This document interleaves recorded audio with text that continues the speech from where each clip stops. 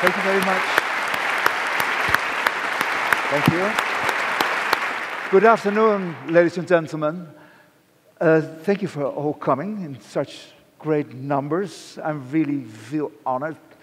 I would like to tell something about my work first, and then Ren and I are going to discuss some subjects about life.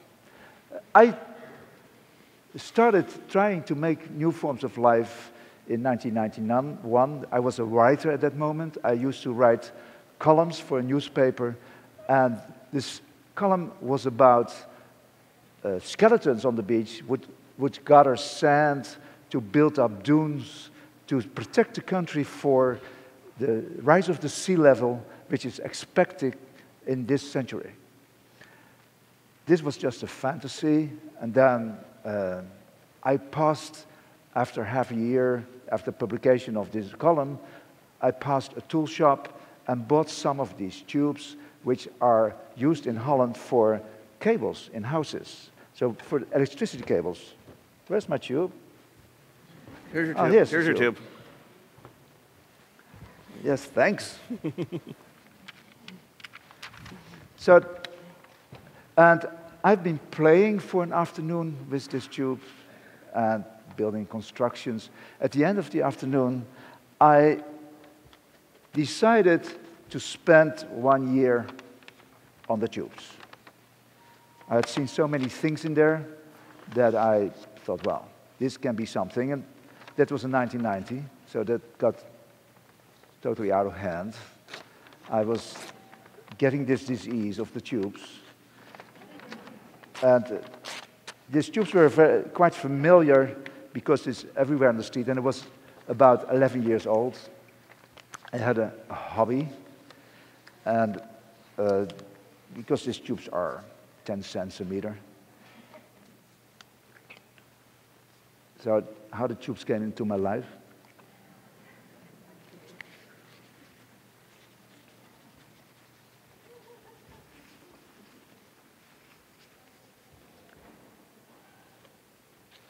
They need to have the right length.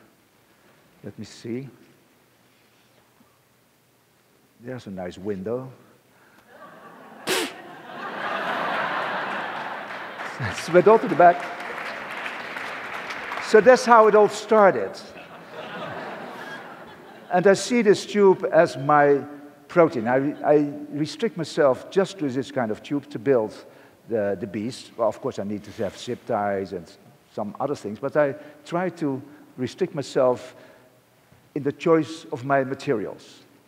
Just like the real creator did, you could say, because he restricted himself just to the use protein to make us. With protein, you can make eyes, you can make skin, and you wouldn't say that if you want to fry an egg and you put it in the pan and you see that clumsy material, that was the ultimate construction material for life.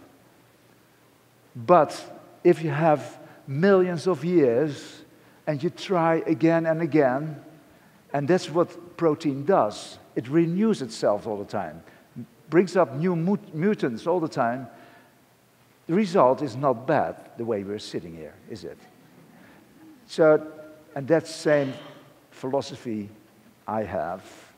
I don't have millions of years, but maybe I have still 20 years, and I try again and again, and try to make this protein work for a new beast on the beach, which will stay there and live.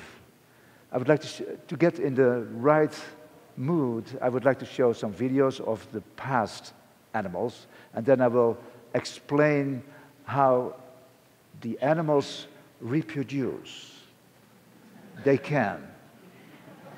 First look at the video, and then I'll explain.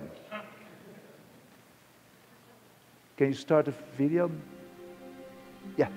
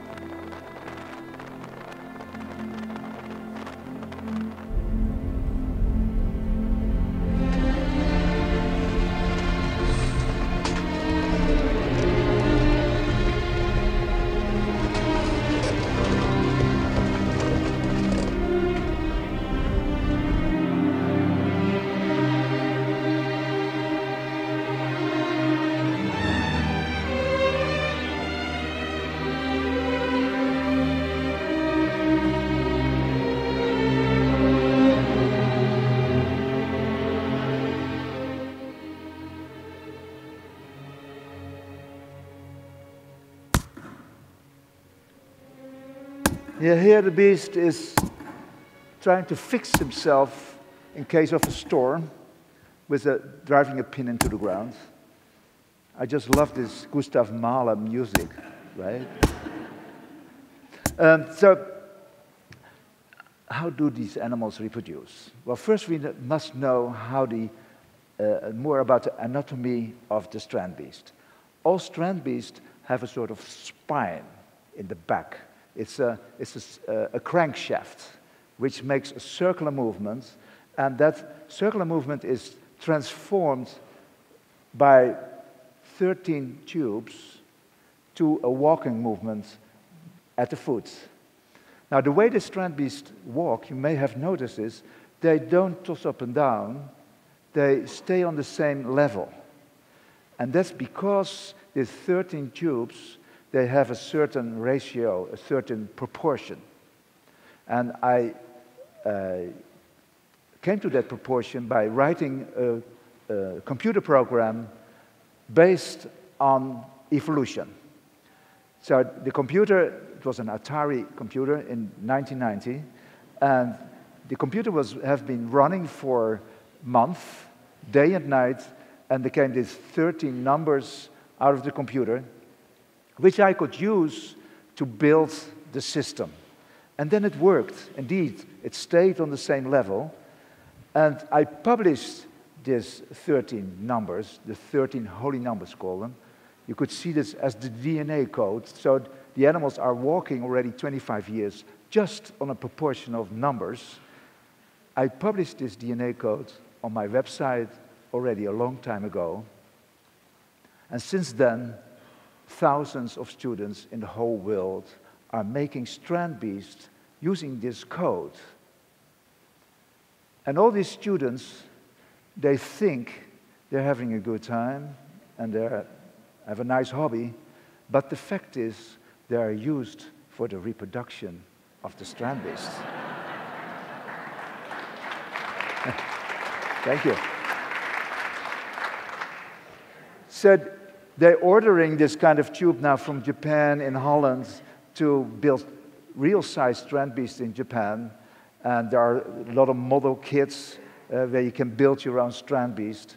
And this reproduction came to an acceleration a few years ago when some students came to my studio and they brought a box.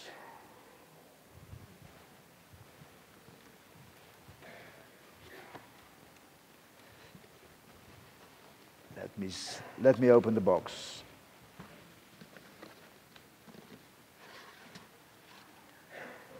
This came out. And they put it on the table.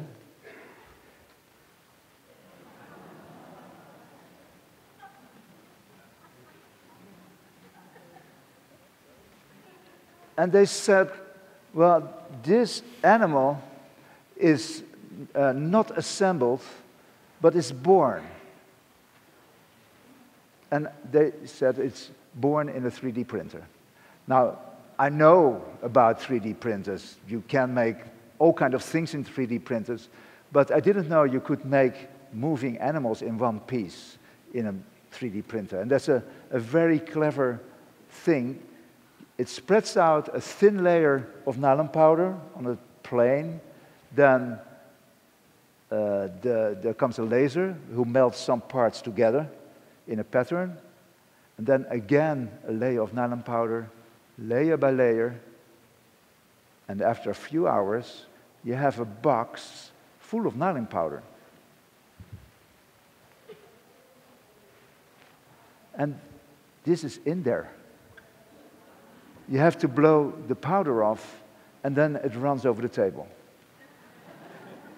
I thought this was such a miracle. I hope you realize in what epoch of time we are born, that after 4.5 billion years, reproduction in DNA and in protein, we are now reproducing in zeros and ones as a DNA code, and nylon powder as a protein. And you can put those zeros and ones on the internet, and they print these animals out on all parts of the world. In fact, what you see here is a mutant. It's made by Ad Lagerfeld in Amsterdam, and it uses another DNA code than my DNA code. And I must say, it walks quite well. So it might have more descendants on the internet than my animals. What I want to say, ladies and gentlemen, it got totally out of hand. It's not under control anymore because there's an evolution going on which we don't control anymore. And that's what I call life. It's happening in real objects, and they appear in all corners of the world. They don't survive on beaches, I must say. They found a better way to survive the wind because they have a new habitat. They are living in student rooms, on bookshelves. And you see them appearing now in all corners of the world. Now, I would like to tell you something about the nervous system with autonomy, right? So, let me see. I need you. Can you hold this? I was hoping I could be useful here. Can you hold this? Yes. Very good. Keep it tight. Yes. Okay. Hey. I'm just happy to see you. Wait a minute.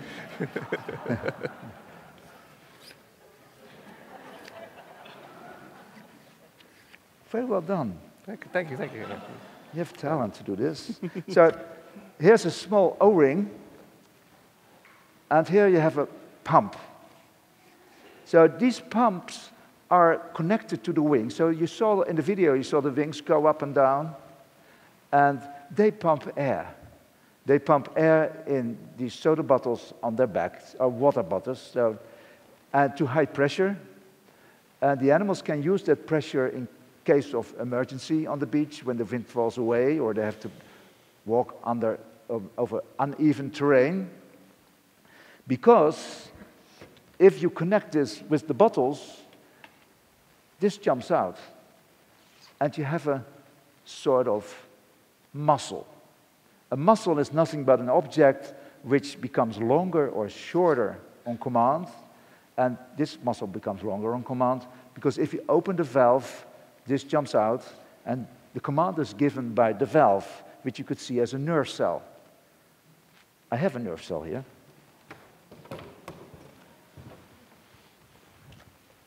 This is a nerve cell. So, let's say, if I blow air in here,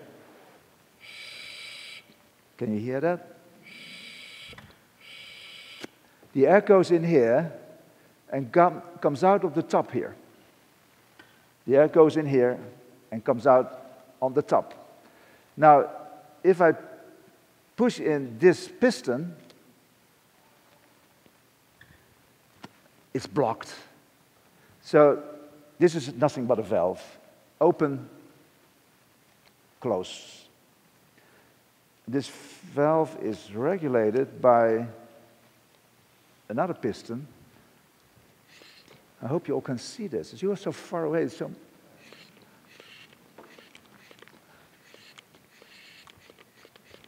so if air goes in here, it closes the valve. No air comes out of there. If you see this as the output, and this as the input, the output is opposite from the input. You could also say, if you see this as a person, and this is the mouth, the output, and this is the ear, the input, then the mouth says the opposite from what it hears.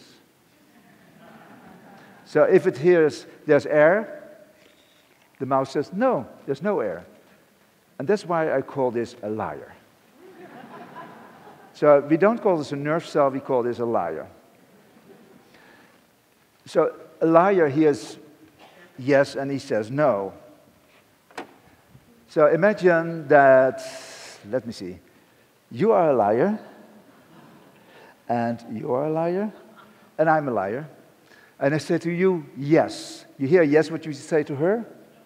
You hear no, you say to me? I hear yes, and I say no. Now, in this conversation of three liars, I changed my opinion. And that's what you do with an uneven number of liars. With two liars, you keep saying the same thing. With an uneven number of liars, you keep changing your opinion, and you have a so-called dynamic system. Now, I have three liars here. So this is you, and this is you, and this is me. And let's see what the liars have to say to each other.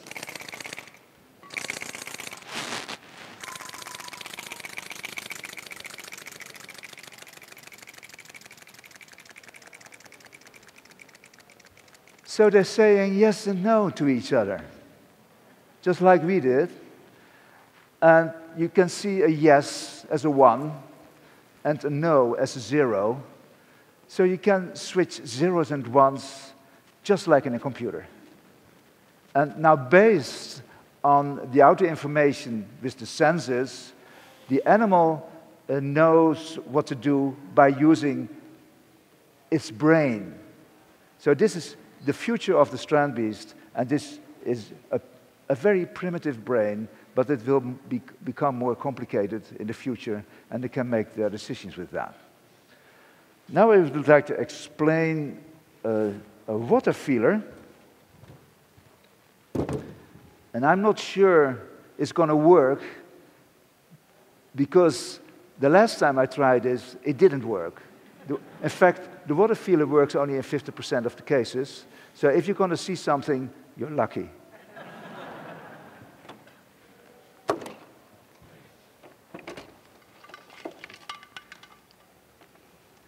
Now, Ren, I need your help. Yes, sir. But first, we take some safety precautions. Well, you have already glasses on, right? I'll use these two. Yeah. I want to protect my Take glasses. 3 on, you never know. I have to put my own glasses on. Yeah, you need yours.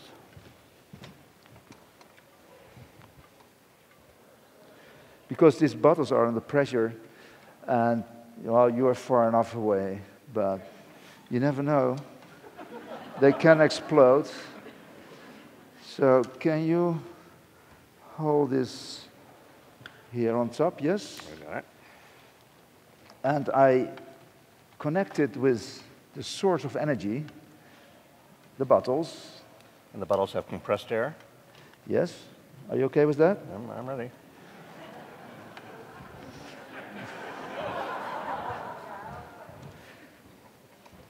Now,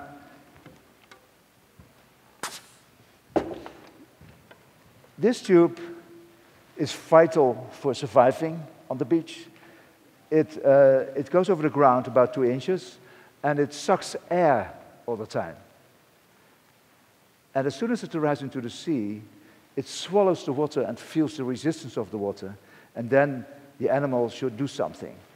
And we present it now because we need an indicator that the animal has really felt the water, because I'm going to put this in a bottle of water in a few seconds. And then the animal should do something. And I just connected with the lyres to see if it really felt the water. Sorry.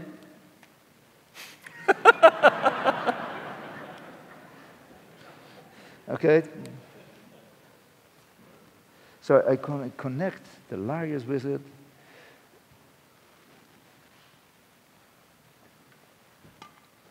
Now I'm not sure. Oh yes, you can do that. Well done. And, now I will put this in the water, and then you should hear the lyres running. Can you step a little bit forward so everybody can see it? Yes. We're friends, right? Still. So I open the bottles, see what's going to happen. Oh, this thing's... Now I go to the water.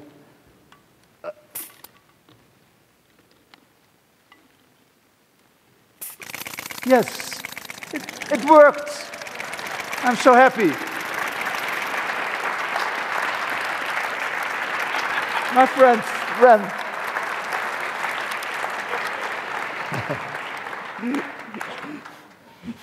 Well, maybe this is a good start to hear you talking. Can I take them off? The glass? Yes. Okay, thank you.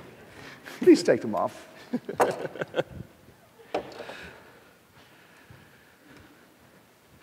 Was that great or what? Thank you very much.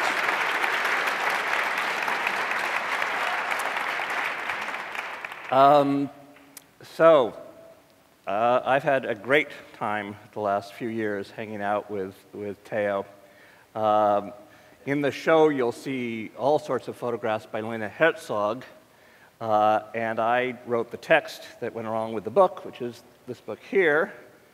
By the way, I have no interest in one way or the other, but don't buy the book, get the ebook, because the ebook has all kinds of video, which you don't get in the book, and it's also not so heavy. But the video brings me to looking at that. And as we see those things walking, either like that or even more so at 3:30 up there, you can't help yourself. Your throat is in your mouth. I mean, your heart is in your throat. And your throat is in your mouth.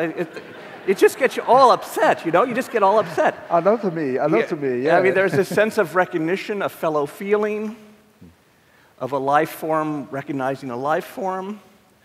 So my first question to you is that something about us or is that something about them? Both, I think. But the thing is, I wrote this computer program, and one of the criteria to survive in the program was that an animal should not have his legs too long in the air, because a leg hanging in the air is just... dead weight. Dead weight, yes. Yeah. Mm-hmm. So legs which went fast through the air, back to the ground, those were better reproducing legs. And that's what you see in the animals doing. So, and I think that's the cause that it looks like real animal movement. By the way, just to make clear what he was doing on those Omega computers. By the way, 1990, some of you were alive then. In those days, the computers were these big, boxy things, and what he was actually doing is he was having races. He would set up those 13 numbers that he was talking about. He would just arbitrarily assign them, and then he would see how fast they would across, and the ones that went fastest would be added to the next iteration, and then they do another one, and it took months, day and night. They were running these races, and eventually they ended up with a perfect set of proportions, which are the 13 magic numbers. And what was interesting when you use those proportions is what you're saying, is that it looked lifelike. Yes. And I think it's because of mechanical reasons. Because that they have as many legs on the ground as possible to give support and balance to the beast. Right. And that's why I think it looks like real animal movement. And about us, we are very sensitive for animal movement, since in evolution, an animal could mean something to run away for or something to eat. And so or you something have to have as a pet. Or something that's a pet. So, right. and maybe that's a Strandbeest quality as well. But what's interesting there is that, in effect, that computer operating for 3 or 4 months, which seems like a long time to us, was doing exactly the same set of calculations that evolution did on the planet Earth for billions of years. That's right. And two separate things ended up with a very similar sort of mechanical motion. Conversion, you call that. Convergence, exactly. But the sense of their being alive, well, in a way, that's what I want to talk to you about. Are they alive or they're not alive? They are alive, of course. So that makes you their god. No. No, I'm their slave. Can you unpack that a little bit? Yes, well, I might go to my studio in the morning with a great ingenious plan, and then I try to realize that plan, but these tubes always protest. They don't want to do what I want to do. They push me in another direction, you could say. And so I go home frustrated, and then the next day I wake up with a new idea, but that's based on the ideas of the tubes, you could say. So the path is very capricious, unpredictable, and so you don't know where you go. In the end, you could say, none of my plans were realized. It were all the plans of the tubes. And how are they able to make you do these things if you're their slave? It's mysterious. Because it's... The other day you were saying that it's because they give you the illusion that you're happy. Yes, that at least, of course. It's, they somehow, if you see the result, it almost cannot be done with another material. It's done only with plastic tubes. So it's, I'm surprised myself how beautiful they became when they're finished, because I've been only working on function, and some mysterious reason they become beautiful. It's also done by the tubes, not by me. And it's, so people praise me for the beauty of these animals. Thank you so much. But I didn't do it. It was done by the tubes. So I don't really feel responsible for that. Of course, I collect all this praise, you know, but... You, by the way, somebody was asking the other day about the tubes, and you have 50 miles of tubes in storage in case they stop making tubes. Well, it is 50 kilometers. 50, okay, yeah. It's a bit less, but still, it should be enough for the rest of my life, yes. But coming back to this business of life, because you very often talk about them as being alive, as they walk down, and as having, you describe, they have nerves, they have a primitive brain, they have muscles. And by the way, one of the things you didn't see, or we talked about implicitly, is that they are wind-driven, except the problem with wind-driven is that there's often not wind.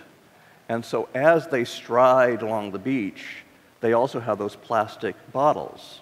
The whole row, you can see in some of them, not in that picture, but they have a whole row, a line of plastic bottles. You call them the wind stomach. I think of them as lungs almost, which as they're walking along, they are compressing air into, with each stride, there's air getting compressed into those bottles so that when there's no wind, they can let the air out and it can still keep going. It has all these things, and it sure looks like it's alive, and you say that it is alive. Yes, it's very primitive life, I must admit. So, but in fact, I think life started more or less like that. I mean, as soon as you have something which reproduces, then you have life. And I'd like the story you once told me about the ant in Cameroon. Mm-hmm. And I see it sometimes that the Strandbeests were in space and they looked for a person to land in. And they found me as their victim, you could say. And so they infected me with their thoughts. And now I'm infecting all these students. And that's what's happening. It's a disease. A very happy disease, but it's a disease. It gives you sleepless nights, and so on. Please tell the story about the ant. Well, the ant is a story that I got from the Museum of Jurassic Technology in Los Angeles, which you've not been there. That's another good place to catch a good virus. But, and there's a display in the museum, which is a very interesting sort of place, and it's kind of a jungle, and there's an ant on one of the stalks of the vine, and the ant has a stalk coming out of its forehead. And you pick up the receiver with the acoustic guide, but it's a little telephone, and you listen, and the voice of institutional authority, you know, the voice that you hear on all the ads and so forth, you know, that starts to talk about natural selection and about evolution and so forth, and then it tells the following story, that there is in West Africa, in Cameroon, an ant, that this tribe of ants are extremely industrious. They're incredibly efficient.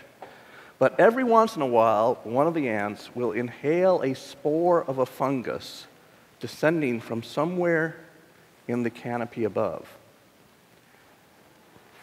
And it says that if you happen to be at ant-eye level at that moment, you would see a look of stupefaction come over the ant, a bewilderment, of confusion, as well it might, because the spore lodges in its brain and foments a whole variety of bizarre activities. It stops being industrious, stops going to work. It staggers around on the ground and eventually finds a tendril hanging down from somewhere above, and it starts to climb the tendril till it reaches a prescribed height, and then it impales its mandibles and waits to die.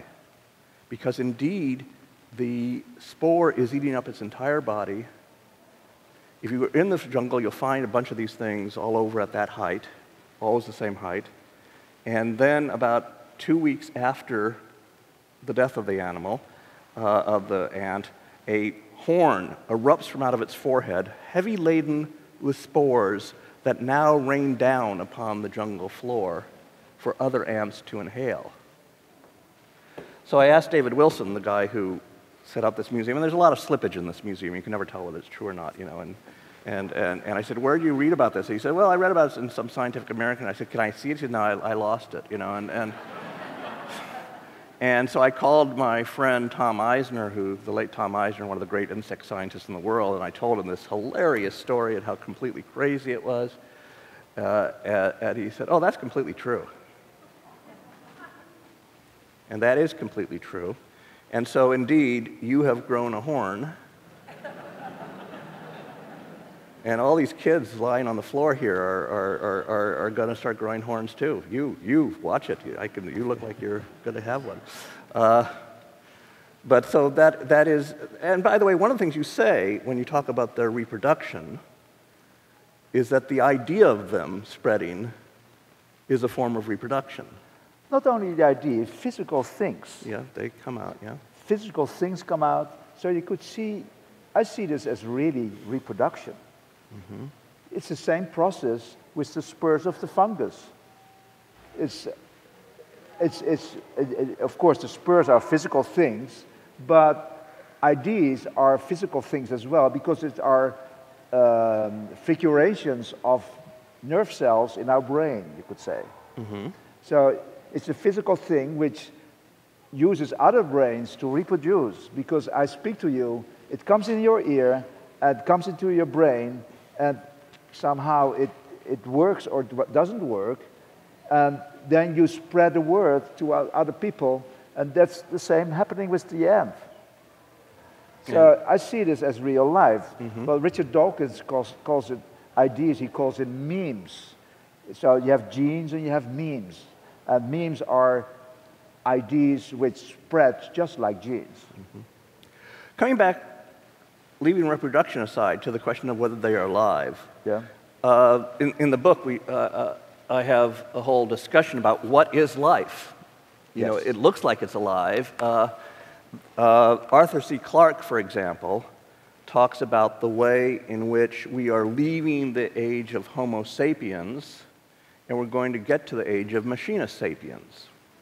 He loves this idea, by the way. It's a little bit unsettling if you think about it, and then he points out that it was going to be impossible for machines to self-assemble, so they needed a kind of organic substrate from the ooze and the goop and the marshes, and then eventually invertebrate, and then vertebrate, and then striding, and then more and more intelligent, conscious, and so forth. And eventually they got to the point where they were like us, and we could create these machines, and now we're no longer needed, and the machines will go off on their own, and they're completely alive. He's very happy about this. But that in turn, and by the way, there's a great passage in Oliver Sacks where he's talking about jellyfish. Yeah. In fact, I'll read this little passage where he says, "The jellyfish nervous system, like the animal itself, is radially symmetrical and may seem less sophisticated than a mammalian brain, but it has every right to be considered a brain." In other words, that jellyfish dangling there is actually made up of thousands of organisms, and you can think of the whole thing as a brain, generating as it does complex adaptive behavior and coordinating all the animal's sensory and motor mechanisms. Whether we can speak of it as a mind, as Darwin does in regard to earthworms, he talks about the minds of earthworms, depends on how one defines mind. In a similar way, I think you could have a whole discussion about, are these alive, these things striding down the beach? In all sorts of ways, they seem to be alive.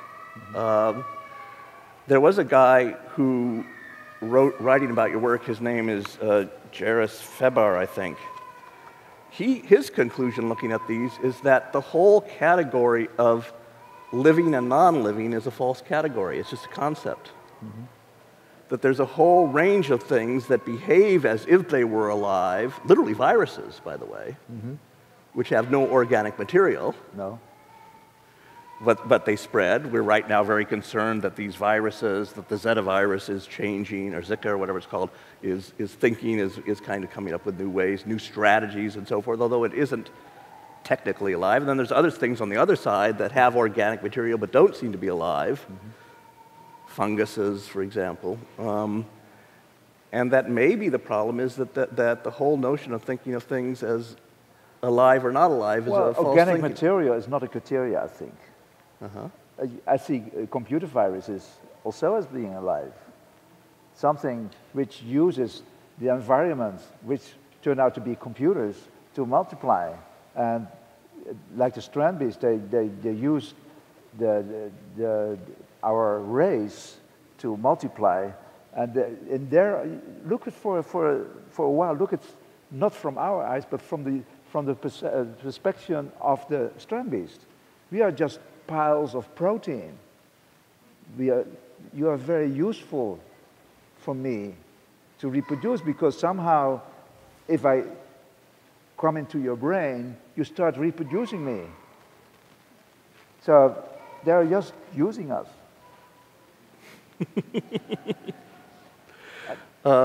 It's funny, by the way, this reminds me of, there's a great passage in Wittgenstein where he goes on for a while talking about games. Wittgenstein, who, by the way, says that language is a virus, but he's also talking about language and language games, and he says, well, what do I mean by game? And he does this whole thing. It's really funny. He says, well, for example, we can talk about football, baseball, so forth, and so it seems that games have balls. But wait a second, but then there's chess.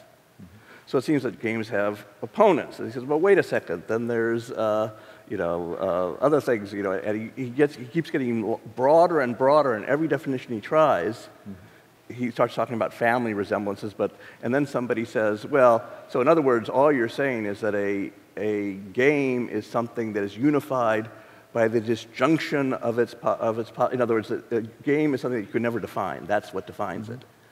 And then he says, well, now you're just playing with words. Yeah, yeah. Which is a very funny thing to say because that's a game.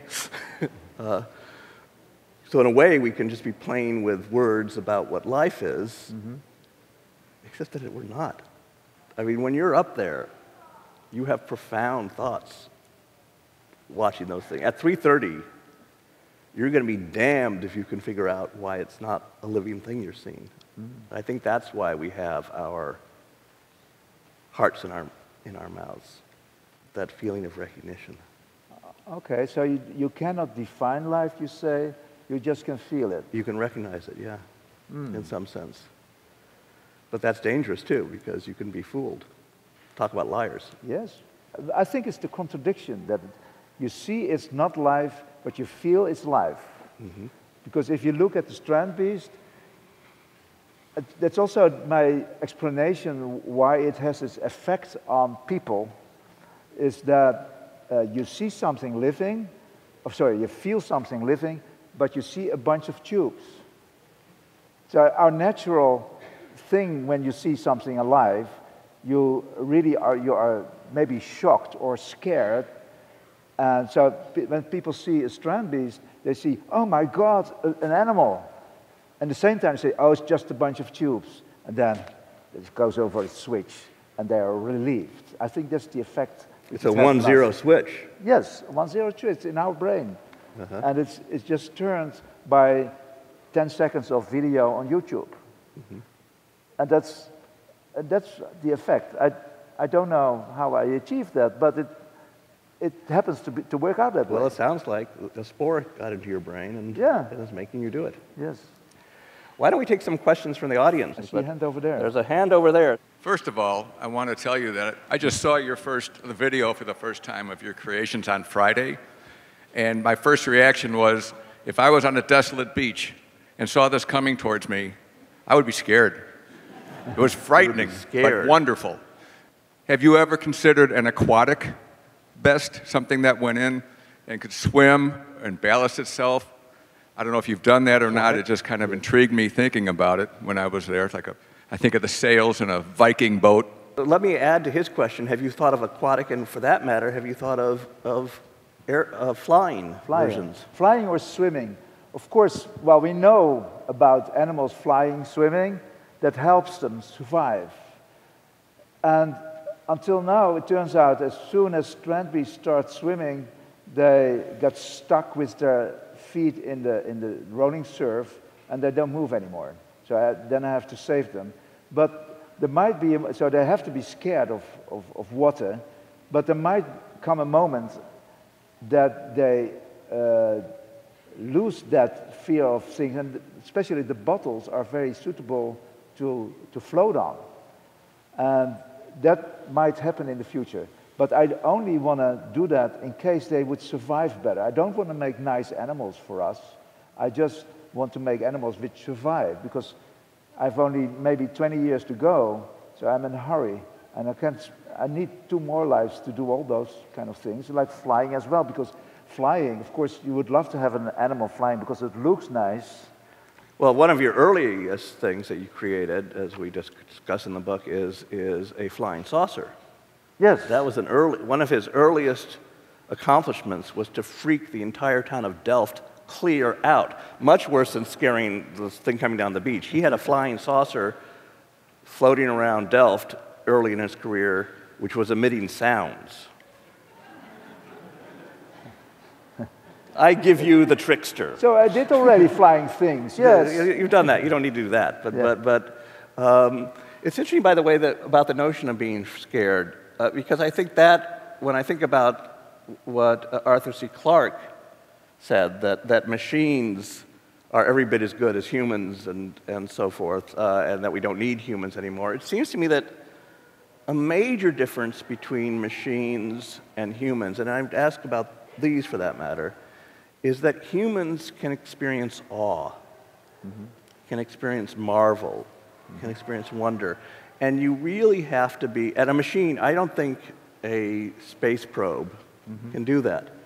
He can see incredibly beautiful things, but it will not experience, in some way you almost have to be puny. Wait until machines become more complex. Wait another 200 years. It reminds me of the old question people used to ask, if you put a monkey in front of a typewriter, how long will it take for it to write Hamlet? Mm-hmm. And the answer is, what do you think Shakespeare was?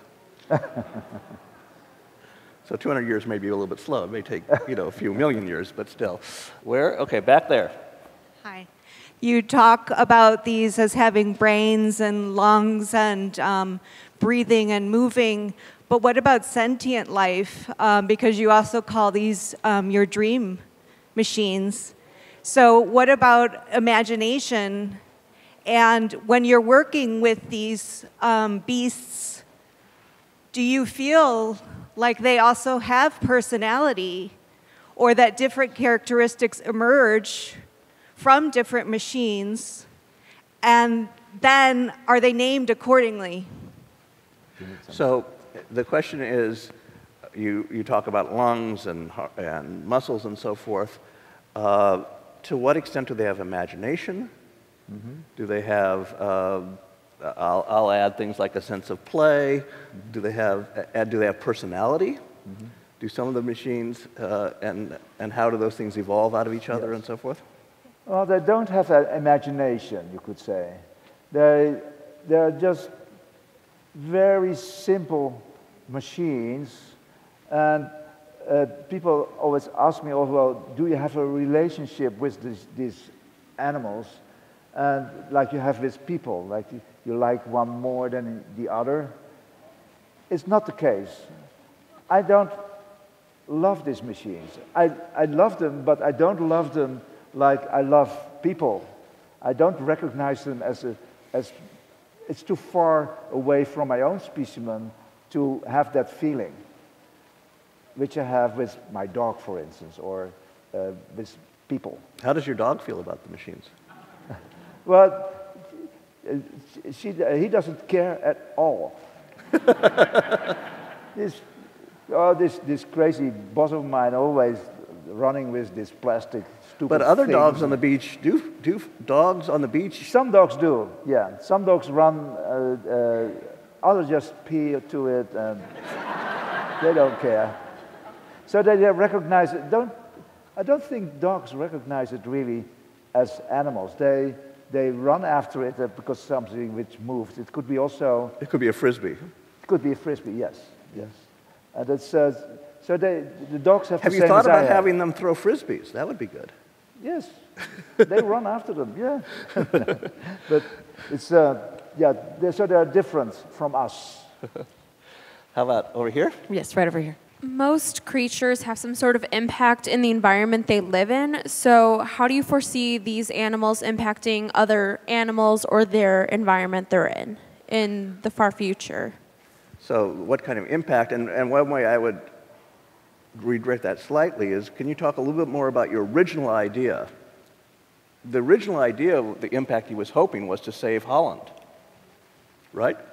Yes, in the beginning I wanted to make them that they would gather sand and build up dunes to protect the country for the rise of the sea level. You understand that Holland is below sea level, the Netherlands is the low lands, and so the fact that you keep reading about global warming, Holland is in big trouble about that. And what you said to me a few years ago was that you said, I wanted to be that boy who put his digit in the dam wall. Do you have that expression you said? So the boy that put your finger in the dike. And so originally, you had big ideas in terms of how it was going to affect the world. Well, I think during the years I was more working on making life. I got more interested in evolution. And I thought those ideas were bigger than saving the country. So I forgot all about saving the country. I got more interested in life itself, which is already millions of years. I mean, we are just living in a very short flash of time. And so, but that's not an answer to her question. What's her question? Her question is, what kind of effect, if you think hundreds of years from now, what kind of effects could these be having in the world? Well, the idea is that these animals, they survive on beaches because they use the wind as the source of energy, so they don't have to eat, which is a big advantage towards other animals because they waste their time looking for food all the time. So these animals don't have to eat, so they might be better. That's why the beach is maybe good for them, because there's not too much food on the beach, although some shells maybe. Anyway, and birds, they sit on them. When there's no wind, you see, just like birds sitting on cows, they spend their times on the beasts, and sometimes algae, you call them? Yeah, algae. Algae creep into their joints, so they use them as a home, you could say. Or also as a bus. As The a algae bus, from yes. one part of the beach to the other part of the beach, they hitch a ride. Thank you. Okay, you have the microphone, so you do it. I was wondering, instead of using plastic bottles, could you use like a balloon or a bladder? Instead of plastic bottles, Yes. could you use balloons or bladders, or what other things could you use? Well, a balloon, the disadvantage of a balloon is that it becomes very big under very low pressure. So you can put pressure into a balloon, but you have a big thing with very low pressure. The big advantage of a bottle is that you could put a lot of pressure in these bottles, 180 psi, and so there's a lot of air in there. You might risk an explosion, but it's... And you've had some. Sometimes it happens. And so it can contain much more intense the energy. Yes? Over here. Another right here. I'm wondering if you could tell us some of the developments over the years that didn't work. What were some of the ideas you tried to apply that you found were difficult at this point? Which didn't work. Yeah, all of them almost. Yeah. I'm afraid so. It's indeed, just like all the mutants in evolution, 99% of the things which I try don't work. And of course, once in a while something works, and then I can step on it, and then you go one more step on the ladder of development. Well, one of the hard parts to survive on the beach is the storms, because they are very destructive. And so I developed several methods to fight the storms. Spoilers, who push down the nose, so the nose stays on the same point, and the animal would turn when the wind would turn. Hammers which drive in pins into the ground. Also, I've been thinking about animals which would lay on their back while there is a storm, but that's a lot safer situation. And another way to survive storm is to have a herd of animals which are holding each other. And that saves them as well a little bit. That's why the bigger animals came. In fact, the bigger animals, they were nothing but herds of animals which were holding each other. It were just walking units, just like this. So it has 12 legs, and if you have a lot of them, you have a big animal, and they are holding each other. The sand, of course, it creeps into the joints, and so nowadays they have a sort of sweat glands which washes out the sand out of the joints before they start walking, and the water also lubricates the joints. And now I also put some soap in there to make it lubricate and even a little bit smoother. Yes, and the water, apart from the water feeler, I put bottles under them. So when they went into the water, they were directed by the waves, and the waves would throw them out again. So I tried everything, and sometimes things work, and these things don't work 100%, usually 30% of the times, but then you have to do something to go on that road and to go further and see if it can make this percentage higher. Which is exactly the way that evolution works. By the way, you had a question over here? My question is, do you have to have like sails or something for the Strandbeest to catch the wind? So do you always have sails? Like that one there, Yes. the one that's here has sails and This to one catch has the sails, wind? Yes. Yeah, it's only until wind power of 4 they need sails. So after that you can take the sails off, and the tubes catch enough wind to walk without sails. So in other words, the sails get you moving, and as it's moving, it fills up. It keeps on pumping up those bottles, and then there's enough for the bottles to do it. Well, that's one way of Right. pumping. The other one is that the sails, when they're standing still, there's an extra pumping cell on top, Right. which does the same thing. So Yeah. there are 2 ways of pumping. Indeed, while walking, but also standing still and pumping with the thing. Why don't we take one more question? Let's see if there's over there. We haven't been in that side of the room, so let's. What would happen if you found a way for them to reproduce themselves? I'm sorry. What?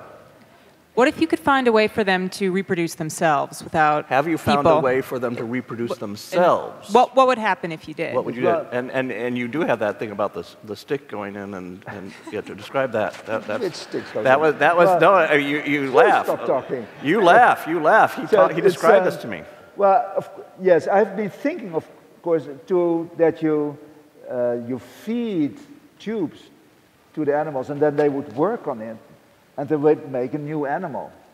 That would be, of course, the ultimate way of reproduction. Or these animals, they climb on the land, go to the factory, steal those tubes, and make them new animals of them. But what I was talking about was you had a description of one plan. At one point, you were thinking about how the 2 creatures would come up to each other, and they would have calculated how many steps they were taking and which was doing more. Describe that because that was really wild. Okay. Well, yes, there have been several ways, and But the thing is, they would stick in, and then they would figure out which of them had done more, and they could readjust their. No, but tell them it's like crazy. You could. This was an unusually fevered night of the virus. Yeah, go ahead. So you could make animals which have a sort of step counter. Step counters, yeah. And they could count their steps in their lives, and the length of the tubes. So there are 375 tubes in here. They all have a certain length, and if you replace those tubes by a piston in a pump, then you can either fill it with air or not. So it becomes longer or shorter on command. So you change the 30 numbers, but not only 30 numbers, but the 375 numbers. So by pumping an animal up with a different code, which you could put into a beast by different lengths of tubes, a key with different lengths of tubes, then you put a DNA code in an animal, and it pumps itself up to that shape, which is given by the key with the different lengths of tubes. Now imagine that you have a beach full of animals, and they have all different kind of genetic codes, but when 2 animals meet, they compare how much they have been walking. How do they do that? There's a stick coming out. See, it wasn't me, it's him. Okay, go ahead. And the length of the stick tells how good they are. Yeah. Okay, you're satisfied now? I wanted to hear it from you. And then the most dominant animal can put his DNA code in the other one, so it becomes a copy of his. So if this process goes on with mutations, then you could have an automatic evolution on the beach, where the beach would walk better and better in the future. And it would work. But I need a few more million years to realize that.